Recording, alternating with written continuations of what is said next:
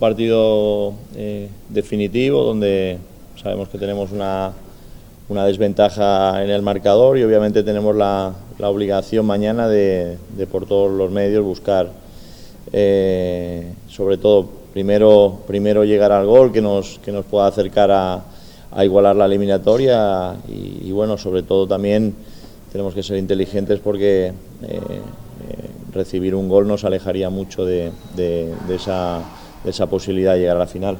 Sabemos que jugamos en nuestra cancha, que vamos a tener el apoyo también de nuestra gente y vamos a necesitar ese empuje que Guaraní siempre ha tenido en los momentos más importantes y sin ir más lejos en esta Copa, en los momentos donde las cosas estaban más difíciles, el Guaraní siempre ha sacado ese carácter y esa personalidad que le ha permitido llegar hasta aquí. Y bueno, esperemos y mañana por eso mismo vamos a pelear para que mañana no sea el último partido de Guaraní en la Copa este año. Sabemos de la difícil parada que tenemos, pero nada es imposible, así que siempre supimos remontar partidos complicados y esperemos este no sea la excepción. ¿Se dan los penales? Alfredo ataja 3 penales. ¿Y ustedes ensayaron? No, todavía no voy seguramente, pero hay siempre quienes patean, pero esperemos no llegar a eso y si se da, bienvenido sea. Le tenemos una confianza bárbara a Alfredo, sabemos lo que es en los penales y bueno, sabemos también de lo que implica los penales,